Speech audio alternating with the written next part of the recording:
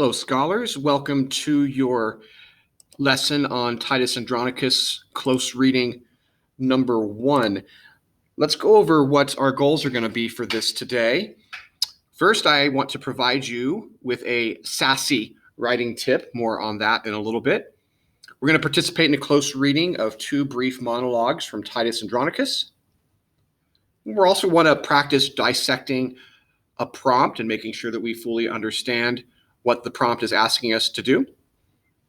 I also want to have you guys join me in a writing exercise. I want you guys to write a paragraph and analyze and compare these 2 speeches.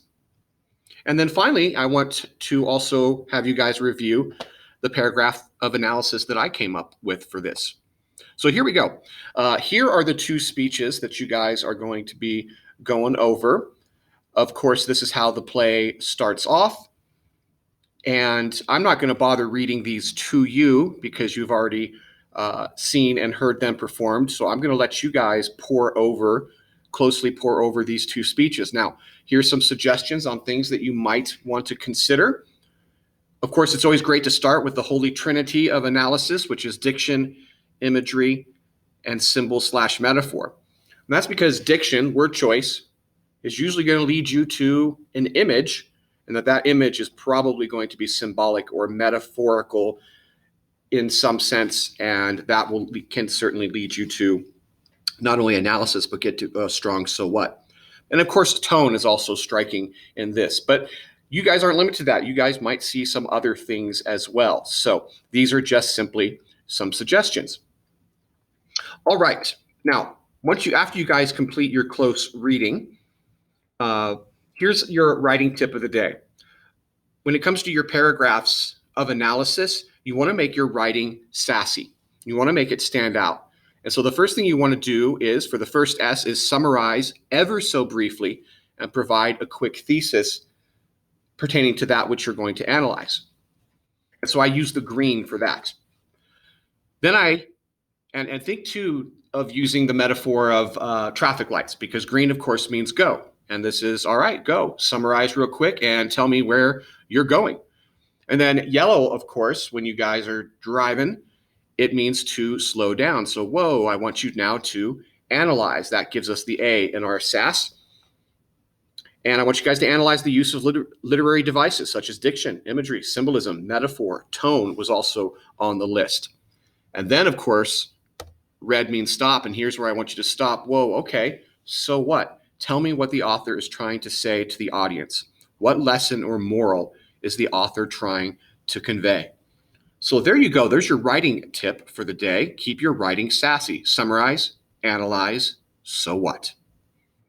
Okay, let's look at the prompt that you guys will be responding to pertaining to those 2 monologues. Here we go.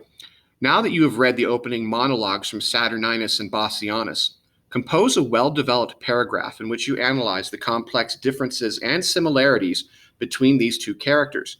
You may wish to consider such literary devices as diction and imagery. Avoid plot summary.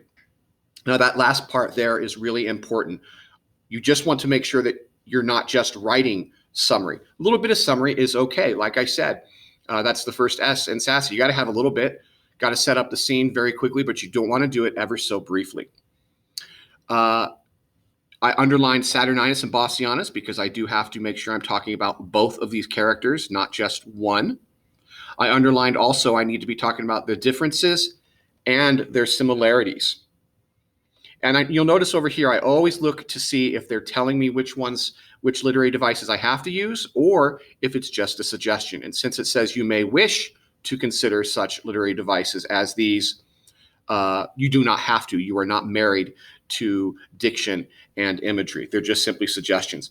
I will tell you, though, on the test, very often when they give you certain suggestions, they're letting you know that, those things, diction and imagery, are definitely in there and something that might be worth considering, but you do not have to go that path. You might see something else that stands out to you.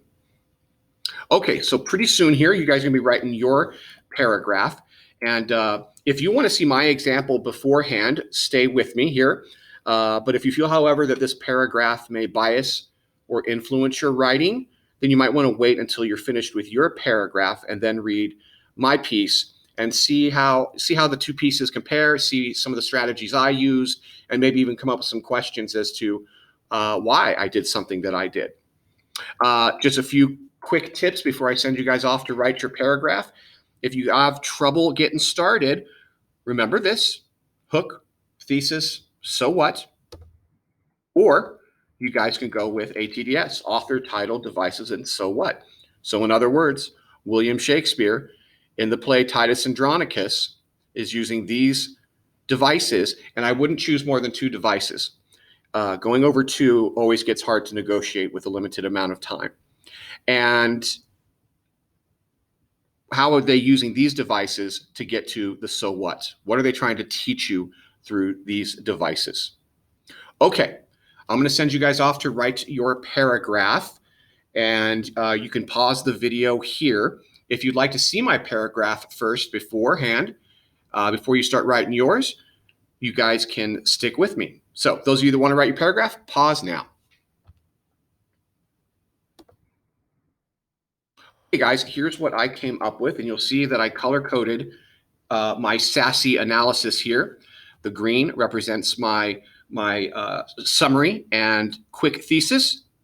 And then the yellow, whoa, I slow down and I start to analyze what literary devices I see with these 2 speeches. And then, whoa, stop, I give my so what. So here we go. Here's what I've got. Though Saturninus and Bassianus are 2 princes vying to hold the seat of the throne formerly held by their father, this is where their similarities end. Focusing on both pronoun usage and diction, it's clear that in Shakespeare's Titus Andronicus, he has given us diametrically opposed characters in order to make perfectly clear who would be the better choice for the new emperor of Rome. Note that Saturninus is selfishly and arrogantly focusing on my right, my cause, my loving followers, my successive title. The only time Saturninus uses a pronoun directed at the people, it is only to plead that his followers defend his title with your swords. His call to arms and suggestion to use violence to gain the throne is a clear indicator that Saturninus is the wrong choice for emperor. On the other hand, Bassianus only mentions my right to be emperor after it has been preceded by the word friends.